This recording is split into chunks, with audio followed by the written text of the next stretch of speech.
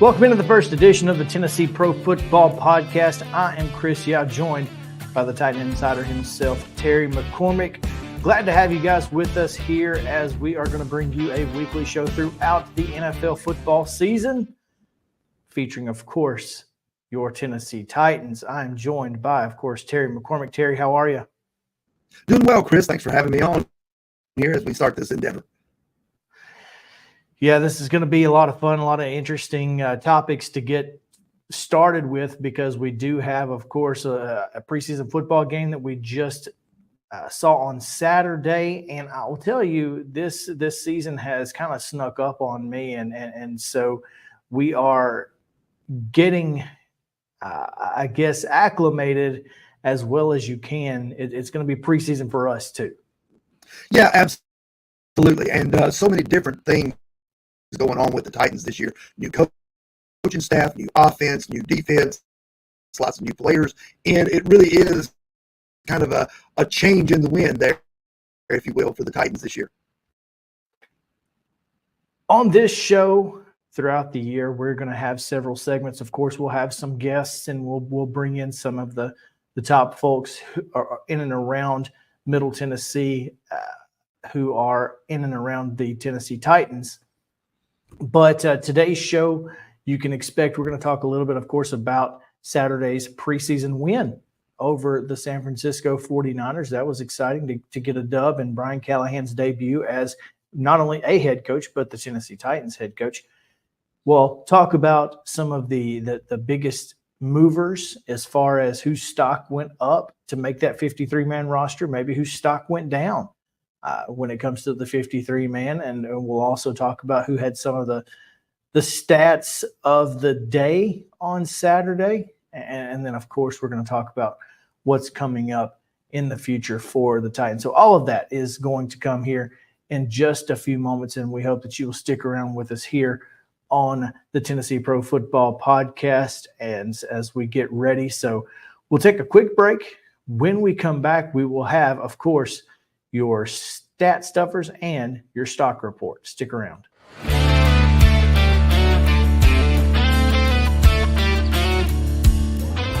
Being a part of a cooperative is being a part of something bigger. Farm Credit Mid-America is a customer-owned lender that specializes in agricultural financing for farm real estate, operating, and farm equipment. A unique benefit of being a part of the Farm Credit Mid-America Cooperative is our patronage program, which has put over $1 billion back in our customers' hands over the last 7 years. That's the power of a cooperative. Visit us at fcma.com to learn more. I own the land. I farm the land. Together we're farmers. This is our cooperative. Whether you're an athlete or a weekend warrior, when it comes to your performance, don't settle for anything less than excellence. We're proud to announce that Mid-Tennessee Bone and Joint Clinic is now Tennessee Orthopedic Alliance of Columbia, where we are redefining sports medicine and orthopedics. Tennessee Orthopedic Alliance's team of expert sports medicine physicians understands the unique demands of your body. TOA Columbia specializes in personalized orthopedic care, offering state-of-the-art treatments for everything from sports injuries to joint replacements. Learn more at toacolumbia.com.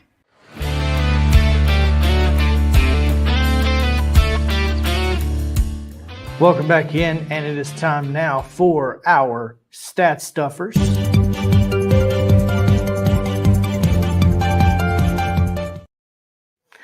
Terry, tell us a little bit about who stuffed the stat box on Saturday.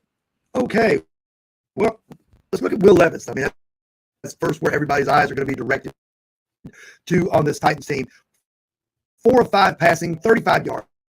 I mean, those numbers are a little bit pedestrian because he only played 2 series, but he did direct 2 touchdown drives. And I think when you peel back those numbers and you look at what he was able to do, it's not so much the numbers themselves in this week's stat stuffers, but I want to go back to some stats from his rookie year in 2023 and explain a little bit about how the mindset is being changed for the Titans and for Will Levis in the move from going to Mike Vrabel's staff to Brian Callahan's very quarterback-friendly system. Last year, Levis, 58.4 completion percentage. That's the lowest in the league among qualifying quarterbacks, guys who threw 200 passes or more last year. As you know, Levis played in 9 games, roughly half the season's worth of work. But he also had the highest air yards per attempt. Now, that's one of those newfangled, mind-blowing stats that we didn't have when we were kids, Chris. We just had the basics. Attempts, completions, touchdowns, interceptions, yards. But this is one of these newfangled stats that use a lot of different analytics and things like that. The 10.7 means that the football was in the air an average of 10.7 yards every time Levis let go of the football. And that was the highest in the league. Now, what Brian Callahan and his staff with Nick Foles as offensive coordinator and Bo Hardigree as quarterbacks coach, what they're trying to do is they know Levis has a big arm. That number right there, that 10.7 suggests that. They know he can pump it down the field and go 55, 60 yards in the air anytime he wants to if he's protected. But what they're trying to do is to have him pick and choose his spots when he does that.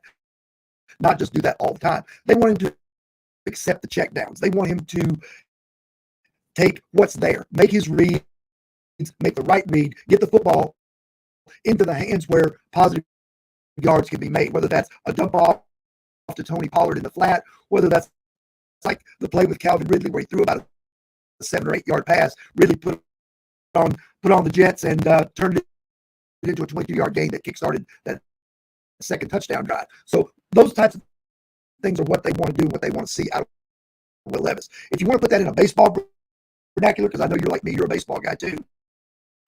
It's today's baseball players, they don't seem to mind. And if a guy hits 30 home runs, he can bat 205 and people seem to be okay with it. But what they're wanting to do, they would rather that Will Levis take a Wade Boggs, Tony Gwynn type approach. In other words, we want you, singles and doubles are good. We want you on base, we want you driving in runs, and then when you get your pitch, knock it out of the ballpark. That's great. That's what they want. They want him to see the whole field, pick out the right receiver, get the ball into that guy's hands, let him do his thing with the ball in his hands, and then when the deep shots are there, and the deep shots will come, then unleash that arm and make either a long throw down the field or a tight window throw that only a few quarterbacks can make. Let's talk a little bit about Will Levis and let's talk about that offensive line because, obviously, like you said, Levis played 14 snaps and he did so with in the entirety of what we assume to be the current starting 5 on the front there for the Titans: J.C. Latham, Peter Skoronski, Lloyd Cushenberry, Dylan Radins, and Nicholas Petit-Frere. What is the feeling about those 6 guys and in regards to, obviously how the last 2 seasons have gone? How do they measure up right now? Well, I think it's still a work in progress, and you really won't know until you get the regular season going. I think you're going to get a pretty decent evaluation of where these guys are during these joint practices that are upcoming on Wednesday and Thursday with the Seattle Seahawks, because Brian Callahan said that's going to be a lot of ones versus ones work, which is going to take place in the 2 joint practices, and then the 2s and 3s will get the bulk of their work in the preseason game on Saturday night. So if you're wanting to evaluate where your guys are, this is the best way to do that up until the regular season starts, because you're going to get to go against the defense that's running something else, running something that you're not expecting. Because when I talked to Nicholas Petit-Frere the other night after the game, he said, look, when we go against our own defense and they win, part of that is because they know what's coming. If we're calling a zone run to the left, they know not to block anything up to the right, or defend anything to the right. They know not to defend a play action pass. They know it's going to be a zone run to the left, and they're prepared for it. So you can get a more honest assessment of where this group is now during this joint practice work. And that's going to be better than what they got against San Francisco, because you didn't see Bosa out there. You didn't see a lot of the starters out there for the 49er defense. So a lot of what they were able to do, which was good work, was done against the second team of the 49ers. Go to the defensive side of the ball, because Chance Campbell, when you talk about stat stuffers, he certainly stuffed the box score, did he not? He really did. He was going to be one of my stock up guys. So we jumped the gun a little bit here. But yes, Chance Campbell, 8 tackles, one more tackle on special teams, had a sack, and also had an interception at the end of the game on that Hail Mary. So big night for the kid from Ole Miss. He's a guy that has been around here for a couple of years, but hasn't really played because he had 2 different injuries to the same knee. Tore his ACL his rookie year, just right before the regular season was about to start, and missed that whole year. Then he returned, played 4 games last year, hurt the knee again, went back on IR, and that was the last we heard from him until camp. He's kind of become an afterthought, but if he continues to play like that, he's going to earn himself a spot on this 53-man roster. Let's go ahead and talk about our stock update. We'll give you the Titans stock report.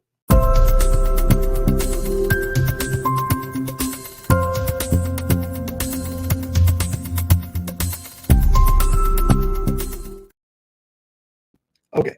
All right. Chance Campbell.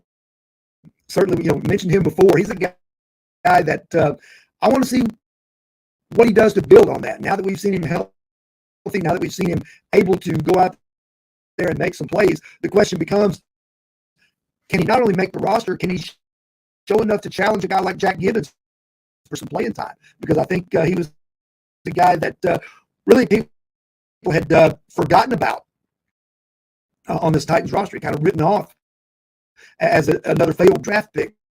But the way he showed the other night, I think certainly is a benefit for him. And I'm anxious to see what he's going to do this week in practice and also in the preseason game with the Seahawks on Saturday night. Let's go to the offensive line for the other people whose stock is up. And like I said, you have to temper this a little bit with a grain of salt, because this is a group that is being revamped, revitalized, put together, and they didn't get to go against the 49ers starters because they were held out by Kyle Shanahan. But I think you have to be encouraged by what you saw, especially on the right side, where supposedly there were open competitions still ongoing. Now Dylan Radin's path to a starting job was probably secured by the fact that Sadiq Charles up and retired without warning last week. So Radin's now has the inside track, and after being here for 4 years and not really finding a position, not really finding a home for himself on this offensive line, there's a good chance he can settle in at right guard, and he just needs to build on what he did the other night and try and get himself, secure in that spot. And that also includes working with Nicholas Petit-Frere. Now, 2023 was pretty much a lost season for him. Between the gambling suspension, the shoulder injury that he had, all the things that went wrong for him last year, just a complete washout of the season after he'd had an okay rookie year. So I think what you get with Nicholas Petit-Frere is a guy that, when he was activated off the PUP list after having the shoulder injury last year, a knee cleanup in the off season, you're getting a guy who's now kind of hungry to play and kind of figuring out that this is a new opportunity. Bill Callahan moved him to the front of the line, right back with the first team when he got back. He's been taking first team reps pretty much ever since, beating back Jalen Duncan and John Ojukwu in that regard. So Nicholas Petit-Frere, Dylan Radins, both guys who have stock up in this matter. And I guess we're going to have to talk a little bit about some guys with some stock down. All right. Chris, you got any suggestions? Yeah, welcome back to me, right? How about Kyle Phillips and Mason Kinsey? When you talk about Kyrus Jackson and that return he had, might be a problem for those two guys who kind of need special teams work in order to make the 53. Yeah, those guys didn't get a lot of work on special teams. It was really kind of the Kyrus Jackson and Jaquan Jackson show in terms of the returns in the preseason opener. I feel like Phillips and Kinsey will probably get some opportunities back there before the preseason is over. They still go back and take punts and kickoffs, almost every time they practice that out there on the practice field. But yeah, Phillips has had multiple opportunities and not really made the move that he needs to make in terms of being a punt returner. Now, the one thing that he is the absolute best option that they have as far as being able to cut on a dime and get himself open and be a, if you will, a Julian Edelman type guy who moves the chains and that sort of thing. But the problem there is there's so many guys that are ahead of him on the depth chart in that regard. How many reps is he going to get if he's fighting the likes of Calvin Ridley, DeAndre Hopkins when he's healthy, Tyler Boyd, Traylon Burks, and Nick Westbrook-Akina, all who are ahead of him on the depth chart? Phillips really does need to make some sort of impact on special teams as well as an impact on as receiver. He did have 3 catches for 18 yards the other night and, showed some ability. That and the ability to stay on the field are something that he needs to do. As far as Kinsey, he's been labeled by one of the other reporters as training camp Jerry Rice because he just, makes play after play after play in training camp.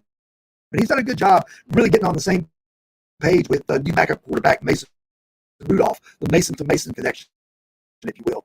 But he's in a fight because there's just like Phillips, there's a numbers crunch there. And even though they're going to go 3 wide as the base, how many roster spots will be there for wide receivers when they get down to the 53? Because you're not only battling other wide receivers, you're battling that 4th tight end or that 5th safety or that 4th or 5th middle linebacker as they try to sort out those last 4 or 5 spots on 53.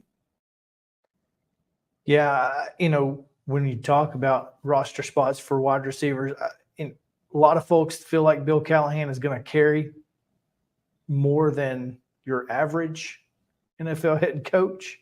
So perhaps that will be a good thing for those guys. Yeah, I think so. I think I think I can see him carrying 7. Honestly, or at least 6, and have one on the practice squad to be elevated on game days when needed. Yeah.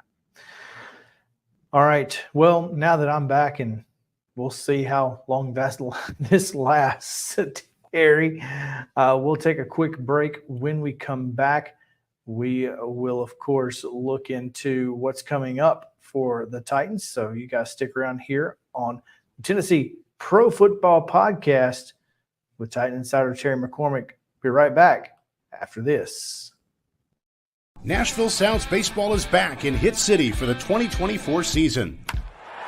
Spend your nights and weekends at the ballpark with weekly giveaways, fireworks shows, throwback deals, live music, and more. Top talent will take the field at First Horizon Park against the AAA Minnesota Twins, Baltimore Orioles, Atlanta Braves, St. Louis Cardinals, Cincinnati Reds, and more. Tickets start at just $10 and are available now at NashvilleSounds.com. We will see you in Hit City. He shoots, and he scores!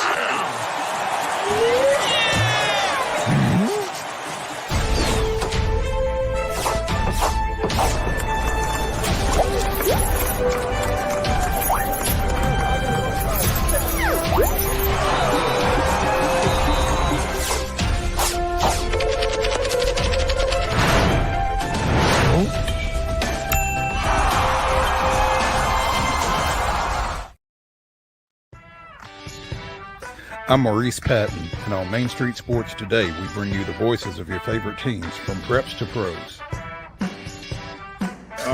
Otherwise known as the Bot, Mike Keith. The bottom line is we can teach Will Levis woke. I just don't know who's going to work with you on your base stealing now that Eli's gone. Well, that has nowhere to go but up. And I was just like, oh, guys, not again. Can we just bury that, burn that footage, and not bring it back? No. No.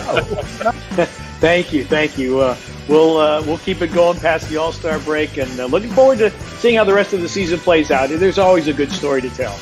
Can you guess where I am today, Mo? Where am I? It's not Reese Smith Field, is it? Yeah. On your show logo, we've got to get a puck in there. There's a basketball, there's a football, there's a baseball. Maybe if not a puck, how about Mo brandishes a hockey stick?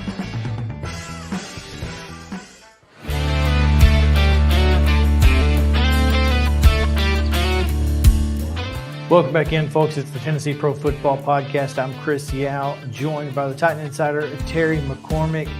Terry, we've played one, and we are just that much closer to the regular season for the Tennessee Titans. What is next? What can we expect in week 4 of training camp?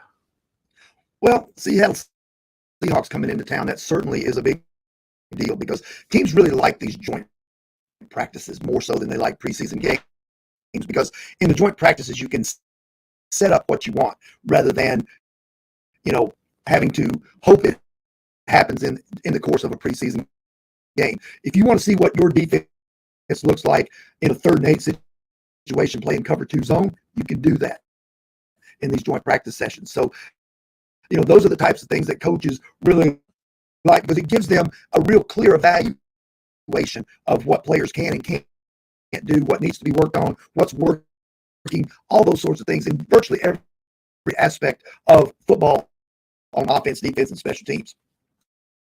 About the only thing that won't be live during this is you won't be able to hit the quarterback. Other than that, it'll be, sort of like when you go watch a high school football scrimmage or something like that. It's sort of on the same order as that, just guys who are bigger, stronger, and faster. But a lot of that where coaches use that tape and they use those things that are going on there as real teaching moments and really to get a true evaluation of where their team stands heading into the season. And they'll conclude those practices with a preseason game on Saturday at 6 o'clock at Nissan Stadium. You can catch it on Channel 2. You can also, of course, go to the game and watch those 2 teams duke it out. Should be a lot of fun. Who has to make an impression this week in order to see the future? Well, I think a lot of these young guys, if you're an undrafted guy, any of these guys that are trying to make a roster, such as Gabe Judy Lolly, you got to keep stacking days. He's been a guy that they've actually been pretty impressed with. He's gotten a lot of reps in terms of getting with the 2s sometimes and sometimes with 3s. But I think he's a guy that's kind of turned some heads there as an undrafted. Plenty of other guys, young guys that need to make an impact. But there are also some veterans that need to show up too. This team needs help at the edge rusher position. And Arden Key being lost for the first 6 games of the year with the suspension certainly doesn't help in that matter. So they're going to be looking for some young guys. Jalen Harrell, the 7th-round pick, drew some praise from Brian Callahan. Also, it'll be a good time for Shane Ray if he wants back into the league after having been out for a long time. Would be a good time for him to step up and show some things. Rashad Weaver, another guy that really needs to take a step forward here. Otherwise, Rand Carthon, as we've seen, he brought in Quandre Diggs, and after camp started, he brought in Jamal Adams right before camp started. So he's not opposed to bringing in new faces and new bodies if he sees an area that is lacking or somebody's not getting the job done. So if some of these edge rusher guys want to make an impression and want to be part of that 53-man roster and part of that rotation, they need to step up in this week of joint practices. Otherwise, Rand Carthon may be going back out on the free agent market and doing a little shopping, or at least doing some shopping once roster cutdown day comes at the end of the preseason. Yeah, and these joint practices have to be ideal for evaluating these guys. It's kind of hard to evaluate against your own guys because you just don't know what you have in some of them. So giving yourself a couple of days of practice against another team, it really allows you to evaluate the guys. Oh, no doubt about it. They're going to get an evaluation at pretty much every level. You're going to get it from all the need areas. You're going to get to evaluate Will Levis and how he's progressing. You're going to get to evaluate the offensive line. You're going to get to evaluate the 3rd running back situation. That's a real battle between Julius Chestnut and Hassan Haskins. And you're going to get to evaluate and see how some of these skills that you've seen in practice are translating. I'll give you for instance, like Jarvis Brownlee was getting his hands on a lot of footballs throughout the course of training camp and really making his presence known as a rookie 5th-round pick at cornerback. With L'Jarius Sneed on a management plan, should do be a woozy out because of a calf injury. He was moving up, getting some first-team looks, and acquitting himself pretty well. And you saw that when he broke up that pass in one-on-one coverage down the field in the first half there against the 49ers. That's what you want to see. You want to see whether or not what you see in practice translates to the games. And these joint practices will be even more of that, will allow the coaching staff to see whose game translates into more real-life situations when those joint practices take place. It's going to be a lot of fun this week. And, of course, we'll have coverage at Terry MC13 on X. You can, of course, visit TitanInsider.com. Make sure to sign up for the newsletter to make sure you are getting the most current and up-to-date Titan news right in your inbox. Of course, here on Main Street Media Television. Terry, it's been a lot of fun. We, again, like I said, preseason for all of us right now, and apparently including my internet here. So we'll try to get better internet next time, and we will improve each and every time out. About that. You have to check the internet. You have to check the waiver wire to see if there's an upgrade for the internet. That's probably what we're going to have to do. But again, thanks so much for joining us here on the Tennessee Pro Football Podcast. I'm Chris Yao. He's Terry McCormick. We'll be back next week. So stick with us and come back then. We'll see you next time.